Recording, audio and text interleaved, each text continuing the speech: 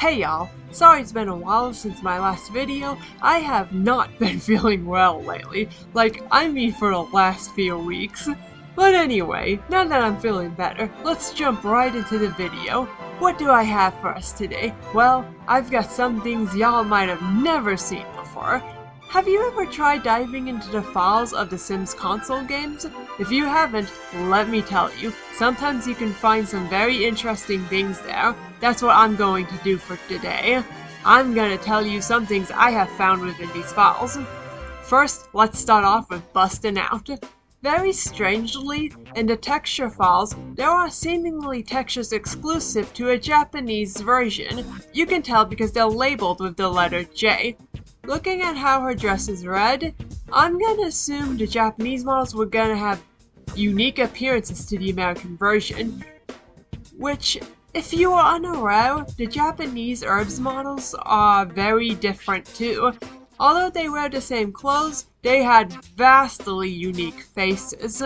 They also have unique skin textures. They were much smoother than their American counterparts, which these skin textures also exist in the American version, and they're also labeled with J. The Japanese version of Bustin' Out is semi-similar, but only seems to affect the player model. Since after I discovered these textures, I rushed to play the Japanese version of Bustin' Out just to see if the story sims have different clothes, and much to my disappointment, they don't.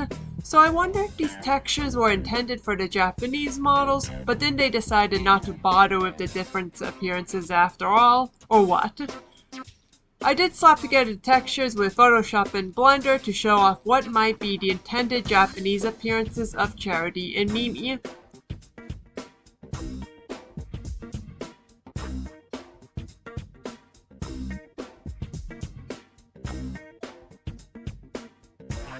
Although the Bustin' Out designs are iconic, I kinda wish they went with this because I think it makes the national differences even more interesting. In the Urbz, you can get tattoos in certain fashion shops, but this didn't apply to all fashion shops. Some stores didn't offer tattoos at all, such as the Foundry or Diamond Heights.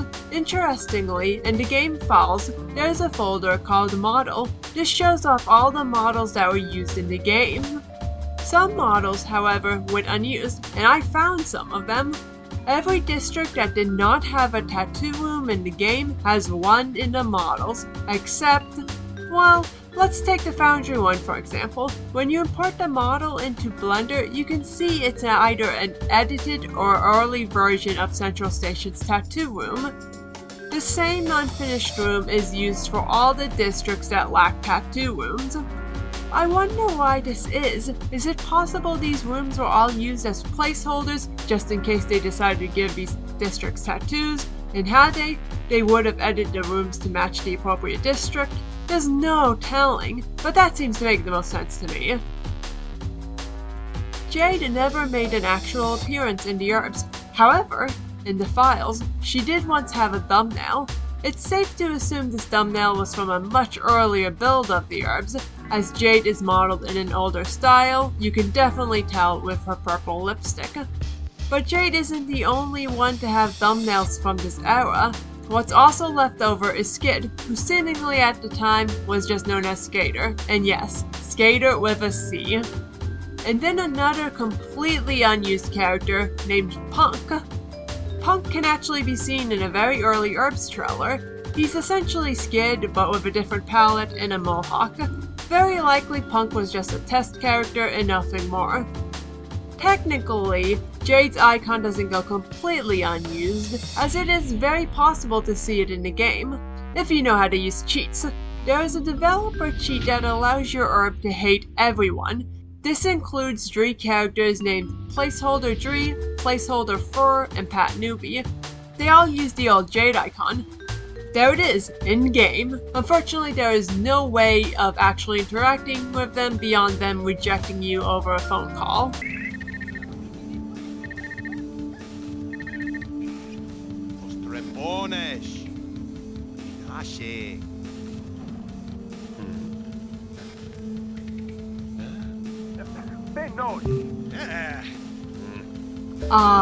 We love those debug cheats. They're so handy. There's another one that unhides everything in the clothing stores. So when you enter any store, you can get access to all district clothing regardless of where you're at. But it's not only that either, it also gives you access to clothes you normally couldn't get. This includes pajamas, some NPC items, swimwear, and the scale outfits. That's not just all. There are also some unused items. Notably, men have a lot of unused hairs. All of them are bald, which means they're likely unfinished, so it's impossible to know what these hairs would have actually looked like. However, upon looking into texture files of the game, we have a clue of what they were going to be. There is generic mullet, generic tied ponytail, generic visor, generic cornrows, generic groomed parted, and simply generic groomed. Though when looking at these file names, a part of me wonders if these were ever actually intended to be hairs, or if these are Bustin' Out leftovers. Many of them sound like hairs we've seen in Bustin' Out, and if you look at early trailers of the Urbz, the game used Bustin' Out assets when they didn't have much finished. It could be these hairs were just placeholders and their meshes were deleted, but not the files entirely. Either way, it does disappoint me, because like always in the Sims series, the men were lacking content in the Urbz. I definitely would have loved more hair options, and more clothing options. It's very annoying playing as a male and having to dress like other pre-made males. Technically not a hidden thing, or more so, hidden in plain sight. When you go into a fashion shop, you're usually accompanied by the fashion shop's owner. But did you know that these models are actually different from their in-game models? Let's compare Neo Flange. Shop Neo's nose is much smaller than in-game Neo's. In-game Neo's nose is so big it clips through his glasses. This doesn't happen with Shop Neo. In-game Neo's nose is also more downturned than Shop Neo's. How about Genghis Lincoln? Like Neo, Shop Lincoln's nose is much smaller, not nearly as wide as his in-game models. In-game Lincoln's nose is also a lot flatter, and Shop Lincoln's lips appear to be thinner. Kiki Blunt's CAS model greatly differs from her in-game appearance. In-game, Kiki has a much squarer face, thicker brows, smaller nose, different eyes, a mole, and no makeup. Despite being totally different models, if you change their in-game appearances, the shop models somehow know to dress exactly like their in-game self. Though I am curious as to why the models are different. Were the shop models made earlier and just never updated, or do they have to be different Urbz for technical reasons? Like for example, if you try to get Neo into the store, maybe the game would have struggled to do so as Neo is already in the store, so it had to be a different Neo. The Sims 2 also has some unused thumbnails. The Mailman and the Paperboy both feature a thumbnail. These go completely unused because there is never a moment the game needs to use them. You can't hire or fire either serviceman, and you can't interact with them. They are pretty mechanical in their jobs. They just stroll along the sidewalk, place down the newspaper or mail, and then walk off the lot. And while there are some leftover Urbz thumbnails, interestingly, Roxana Hardplace's thumbnail has been overridden by an early render of Nina Caliente. In my opinion, Nina's render here resembles the Urbz style more. Her head looked a little bigger, and the shading and lighting on her isn't nearly as heavy as it is on finished Sims 2 renders. It gives her a cartoonier appearance overall. On top of that, she also differs from her final appearance in multiple ways. Despite the lighter complexion, she resembles her PC counterpart more. She has brighter red hair, and she even wears an unused shirt that looks like the same one from the PC game. Fascinatingly, she's using an Urbz belly button piercing as a necklace, or at least, that's what I think is going on here. You can also see it in early screenshots of the game. Dina is also wearing her PC counterpart's dress. Did you know that the Sims 2 console has quite a few available prototypes? Well, if you've been checking out my content, you definitely know that already, as my channel covers a lot on them. But in the earliest prototype, the M420 build, there are many unused animations that were completely removed from the final build's files. One of these being animations that look very similar to the cast animations from the PC version of The Sims 2. The idle animations your newly created family of Sims do while they're waiting for you to either add a new Sim or to finish. It's possible the devs were playing around with the PC animations to get a feel of what they wanted for their cast. In the console's cast, the animations are quite static for the most part, which it's also possible the PC animations were just too hard on the console's hardware, or the disc didn't have enough data to hold the extra animations. If you buy a computer in the Sims 2 console, you can play The Sims 2, playing The Sims 2 in the Sims 2ception. Have you been able to see the pictures well? They're kinda tiny, so that makes it hard to see, especially if you're used to playing Sims 2 on your television. When extracting the textures from the game, you can see that the Sims 2 console hardly uses images of the Sims 2 PC from an earlier build.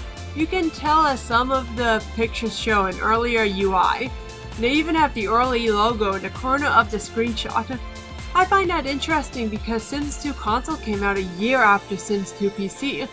So what's up with using the early build screenshots? Though this seems to happen quite a bit.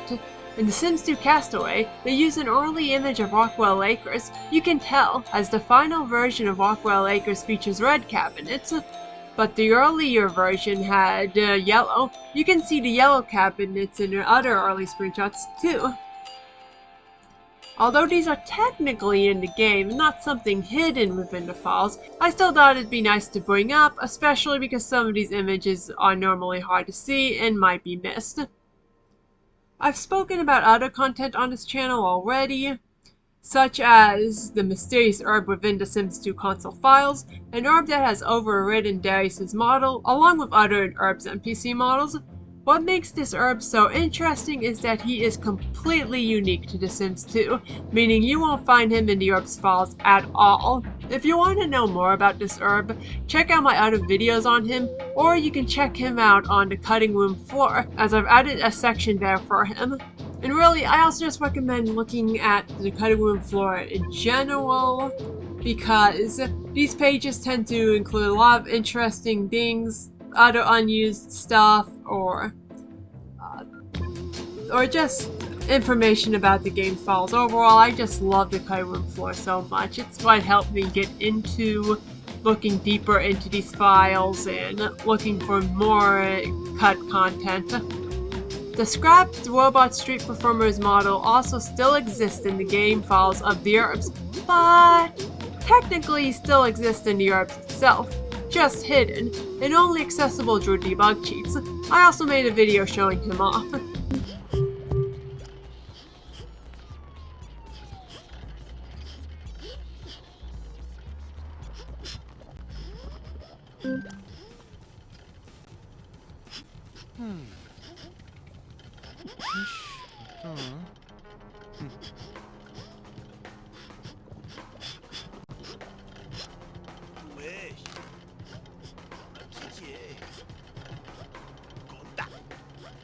Alright, that's it for today, folks.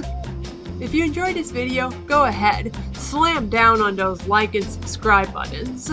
I noticed that my channel has already gotten to over 200 subscribers, and I am very grateful for that. Thank you all for the support, and if you're thirsty for more Sims knowledge, well, be sure to check out my other videos. There are a lot of files within the console discs. I'm talking thousands, literally. If I find any more, I'll be sure to make a part 2 to this video. Hope y'all enjoyed.